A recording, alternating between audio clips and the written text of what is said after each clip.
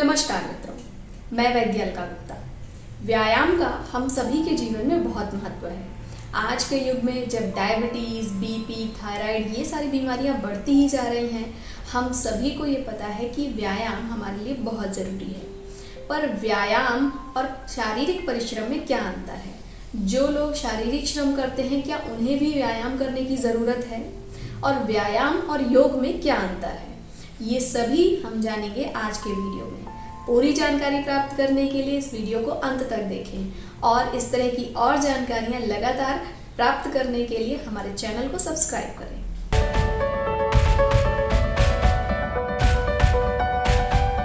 शारीरिक श्रम, व्यायाम और योग ये तीनों ही शारीरिक क्रियाएं हैं, पर इनसे मिलने वाले फायदे और नुकसान बहुत अलग अलग हैं। बहुत से लोगों को जब व्यायाम करने की सलाह दी जाती है तो उनका कहना होता है कि मैं शारीरिक श्रम करता हूँ, बहुत ज़्यादा एक्सर्शन लेता हूँ, मेरा काम बहुत ज़्यादा फिजिकल एक्सर्शन वाला है, तो मुझे व्यायाम करने की क्या ज़रूरत। जैसे मैंने एक महिला जो कि मोटापे से ग्रस्त थी, उससे कहा कि उसे रोज़ व्यायाम या फिर योग करना है, तो उसने मुझे बताया कि उसने पतले होने के लिए घर में सारा काम करना शुरू कर दिया है, झाड़ू लगाना और पोछा लगाना।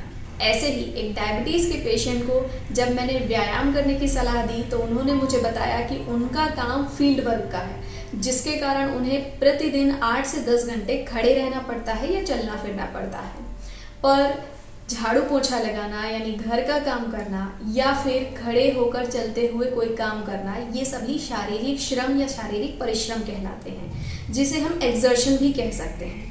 एक्सर्शन और एक्सरसाइज यानी कि शारीरिक श्रम और व्यायाम में बहुत अंतर है। जब हम इस तरह का शारीरिक श्रम करते हैं, परिश्रम करते हैं, तो हमें थकान होती है, हमारी ऊर्जा नष्ट होती है, साथ में कई बार कई तरह की बीमारियां जैसे कि कमर दर्द, पीठ का दर्द या फिर तनाव, चिंता, बहुत ज़्यादा आलस आना, कमज़ोरी आना, ये सारी चीज़ें शुरू होती हैं।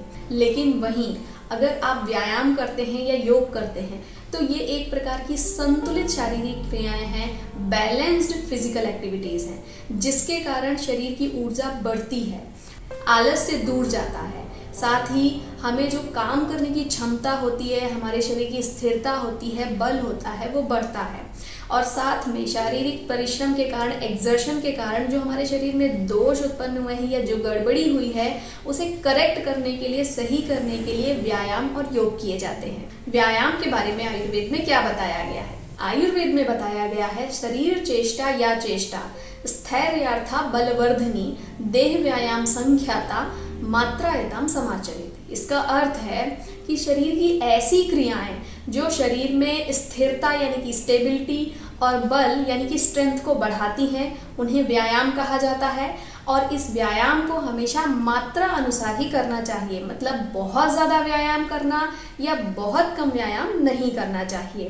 व्यायाम करने के लिए पुराने ज़माने में कुश्ती, मल्ल युद्ध, दंड बैठक या फिर पैदल चलना, इस तरह के काम किए जाते थे। आज के समय में जब बहुत सारे जीवन शैली के अनुचित परिवर्तन हमारे जीवन में आ गए हैं, जैसे बहुत ज़्यादा बैठे बैठे काम करना, बहुत ज़्यादा झुककर कंप्यूटर पर बहुत देर तक काम करना, या फिर जो हमारे गलत तरीके का, अनुचित तरीके का खान पान है, उसके कारण व्यायाम आज हम लोगों की ज़रूरत है।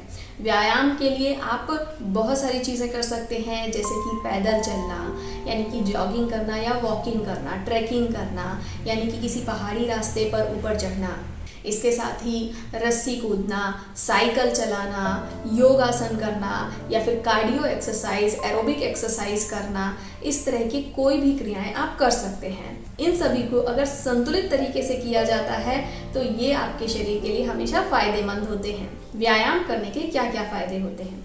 जो लोग रोज व्यायाम करते हैं, एक्सरसाइज करते हैं, उनके शरीर का बल बढ़ता है, साथ ही स्थिरता यानी कि स्टेबिलिटी बढ़ती है।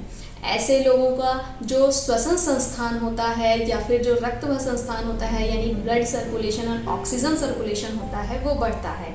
इसके साथ ही उत्साह रहता है, आलस नहीं आता है, किसी भी काम करने में ज़्यादा मन लगता है और शक्ति भी ज़्यादा लगा पाते हैं आप।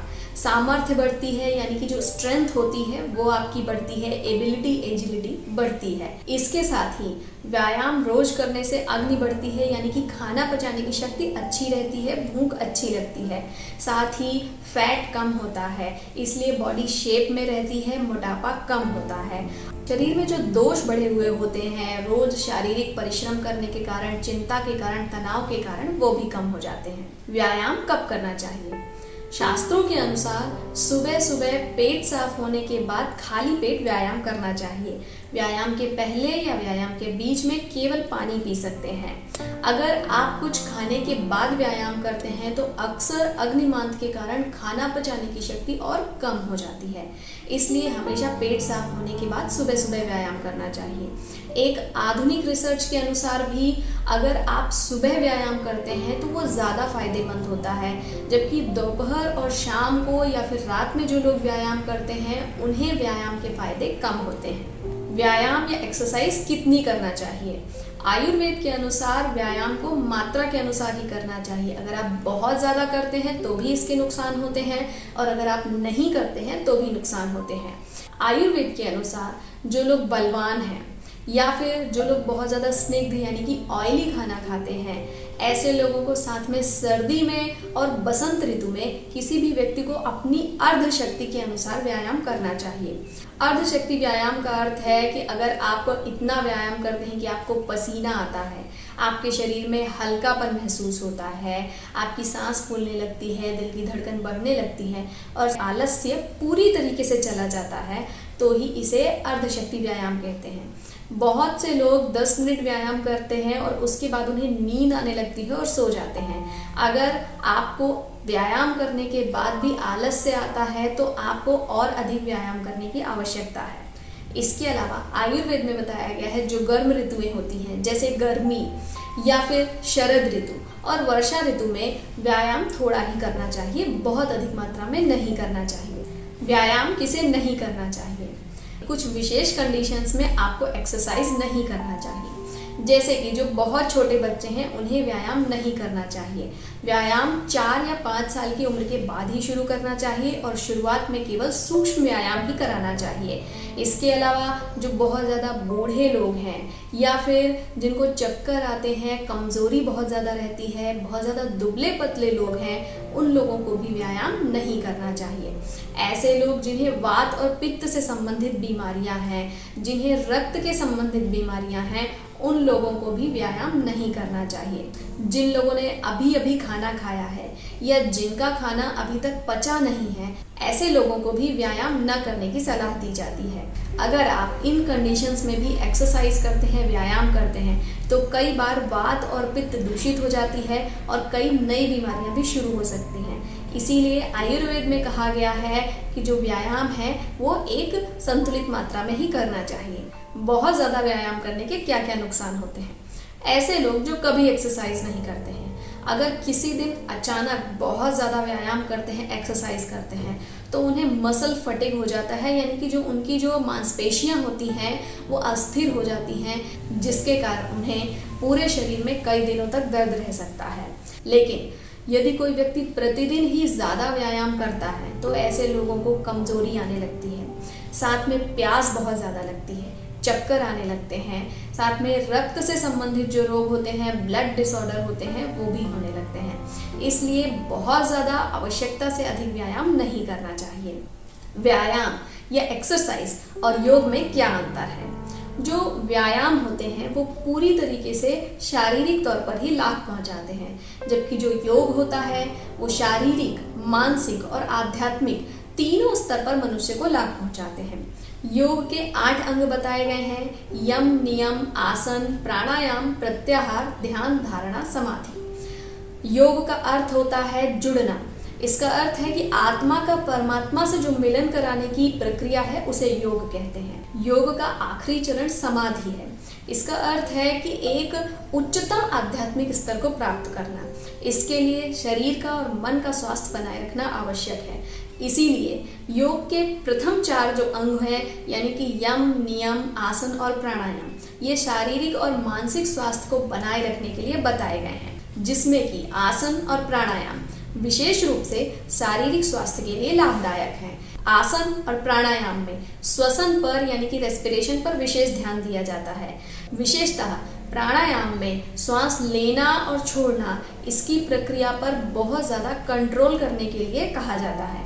इसका कारण है कि योग शास्त्र ये मानता है कि जो मन होता है वो श्वास से संबंधित होता है, रेस्पिरेशन से संबंधित होता है। अगर आप अपनी सांस को कंट्रोल कर सकते हैं, अपने श्वसन को कंट्रोल कर सकते हैं, तो आप अपने मन को भी कंट्रोल कर सकते हैं। इसलिए आसन के द्वारा जहाँ शरीर को स्थिरता और बल मिलता है, वहीं प्राणायाम के द्वारा मन को भी स्थिरता और बल मिलता है।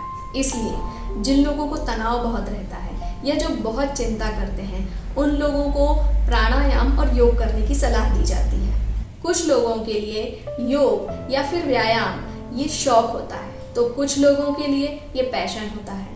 कुछ लोगों के लिए ऐसी क्रिया जो अगर ना भी की जाए तो कोई फर्क नहीं पड़ता, लेकिन वास्तव में योगासन और प्राणायाम या फिर व्यायाम हमारे शरीर की आवश्यकता है, ज़रूरत है, जिसे हमें नियमित अपनी दिनचर्या का हिस्सा बनाना चाहिए।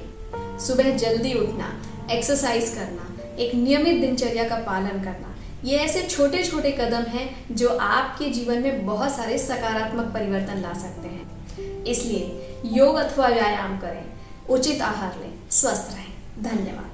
अपने प्रश्नों के लिए और आयुर्वेद के विषयों के बारे में और जानकारी प्राप्त करने के लिए हमें ज़रूर लिखें और हमसे जुड़े रहने के लिए हमारे चैनल को सब्सक्राइब करें। धन्यवाद।